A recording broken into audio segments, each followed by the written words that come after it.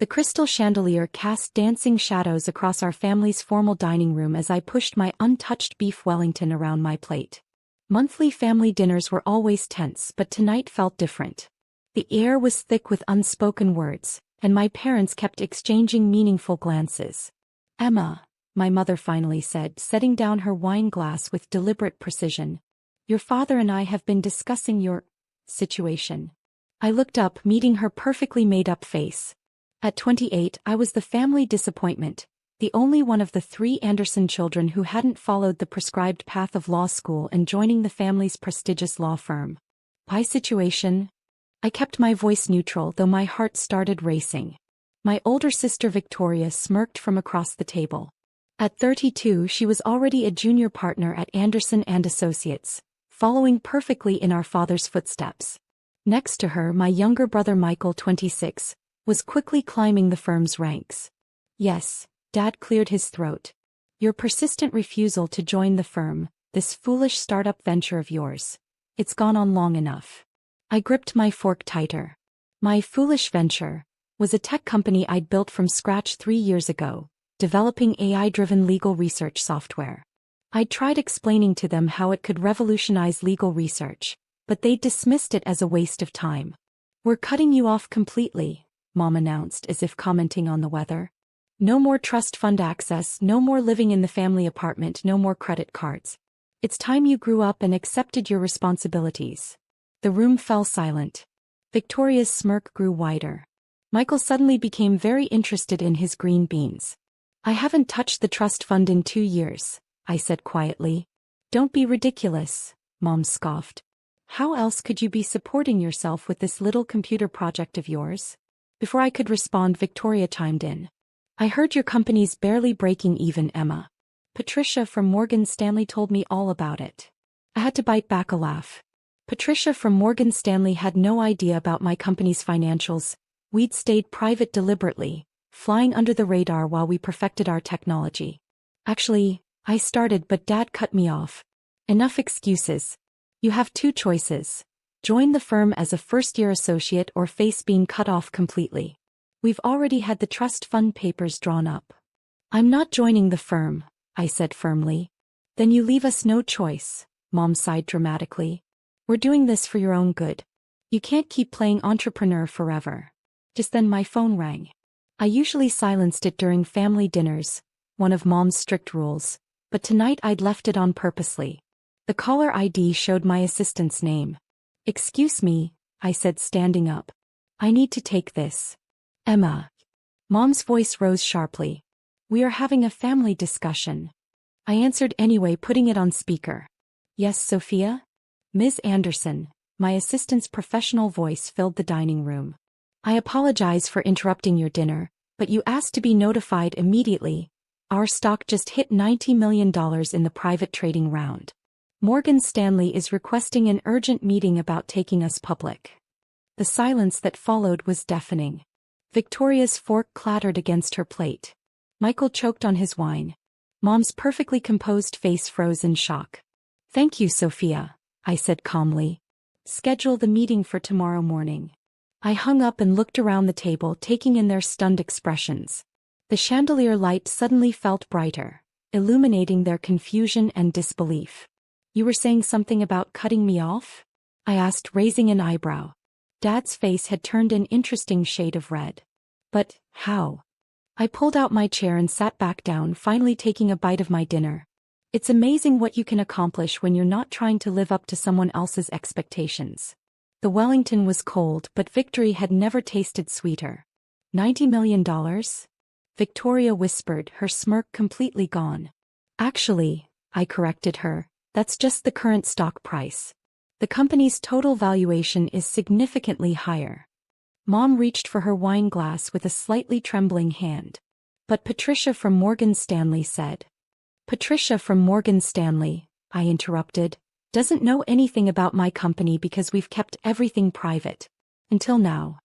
The family dinner that was supposed to put me in my place had turned into something entirely different. As I sat there watching my family's carefully constructed narrative about me crumble, I couldn't help but think about how we'd gotten here. They had never believed in me, never supported my vision. They dismissed my company as a hobby, my ambitions as a phase. Now, sitting at the same table where they'd lectured me countless times about responsibility and family legacy, I was about to show them exactly what their disappointing daughter had built. And this was just the beginning. The next morning, I walked into Morgan Stanley's Manhattan office wearing my favorite power suit.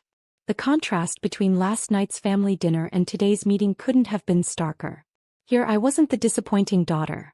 I was the CEO of Legal Tech AI, the company that was revolutionizing the legal industry. Ms. Anderson, Patricia herself greeted me at the elevator, the same Patricia who'd apparently been spreading rumors about my company's failure. I had no idea you were the founder of Legal Tech. Why didn't you ever mention it at the club? I smiled politely. I prefer to let my work speak for itself. The conference room was packed with investment bankers and analysts, all eager to discuss taking Legal Tech public. As I sat at the head of the table, my phone buzzed with texts from my family. Mom, we need to talk about last night. Victoria, Dad's furious. Fix this. Michael, holy shit sis.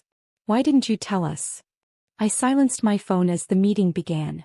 My CFO David started presenting our financials, 3 years of steady growth, 0 debt, and a client list that included 8 of the top 10 law firms in the country. Except Anderson and Associates, one analyst noted, looking up from his papers. Any particular reason your family's firm isn't using your software? The room went quiet. Everyone in Manhattan's legal circle knew the Andersons. Anderson and Associates prefers traditional methods, I said diplomatically. But we respect their choice to stay traditional. A few people smirked. Everyone knew what traditional meant: outdated, resistant to change, stuck in the past. After the meeting, Patricia cornered me by the elevators. Emma, your mother must be so proud. She never mentioned. Actually, I cut her off. My family just found out last night. But feel free to discuss it at your next tennis match with my mother. Back at my office, my assistant Sophia was managing the fallout from last night's revelation. Your father's called 6 times, she reported. Your sister's in the lobby demanding to see you, and your brother's been sending LinkedIn requests to everyone on our executive team. I took off my heels and settled behind my desk. Send Victoria up. Might as well face this now. Minutes later, my sister burst into my office, looking less polished than usual. What is wrong with you? She demanded. Do you have any idea what you've done? Built a successful company? Created revolutionary software? Made millions without riding Dad's coattails. Don't be cute, she snapped. Dad's reputation is at stake. How do you think it looks that his own daughter's legal tech company is being used by every major firm except ours? I leaned back in my chair. Probably the same way it looked when you all dismissed my little computer project for 3 years. We were trying to protect you. Victoria ran her hands through her perfectly styled hair. The legal world is all about tradition, connections. The legal world is changing, I interrupted. That's what none of you understand. While you're all clinging to leather-bound books and manual research, the rest of the industry is evolving. Dad wants you to sell, she blurted out. He's willing to forgive everything if you sell legal tech and come back to the firm. He'll even make you partner in 2 years. I laughed out loud. Partner? Victoria, I'm about to take my company public. I'll be worth more than Anderson and Associates by the end of this year. The color drained from her face. What? You heard me. And here's something else you should know: Townsend and Myers, your biggest competitor? They just signed a contract with us yesterday. Their research efficiency has already improved by 60%. Victoria sank into one of my office chairs. This will kill Dad. No, I said firmly. This will wake him up. The world is changing, Victoria. Dad can either adapt or watch his firm become obsolete. As Victoria left my office, looking shaken, I turned to look out at the city skyline. The family dinner that was supposed to cut me off had instead revealed just how far I'd risen. But something told me this was just the beginning of the storm. My phone buzzed again, another text from Mom. We're having an emergency family meeting tonight. Your attendance is mandatory. I smiled, typing back, sorry, can't make it. Have a board meeting about our IPO. Feel free to read about it in tomorrow's Wall Street Journal. Then I turned back to my computer. I had an empire to run. The Wall Street Journal article dropped at 6 a.m. the next morning. Legal Tech AI, the billion-dollar startup revolutionizing legal research. How Emma Anderson built an empire while her family's law firm wasn't looking. I read it in my penthouse apartment, the one I'd bought myself, not the family property they'd threatened to take away. The article was comprehensive, detailing how I'd spotted a gap in the market that traditional firms like Anderson and Associates had ignored. My phone started ringing at 6:05 a.m. I let it go to voicemail, instead opening my laptop to read the flood of emails coming in. Law firms around the country were desperate to schedule demos, investors were clamoring for meetings, and tech blogs were already hailing legal tech as the future of legal research. Ms. Anderson, Sophia called through my private line. Your mother's in the lobby. She's refusing to leave without seeing you. I sighed. Send her up.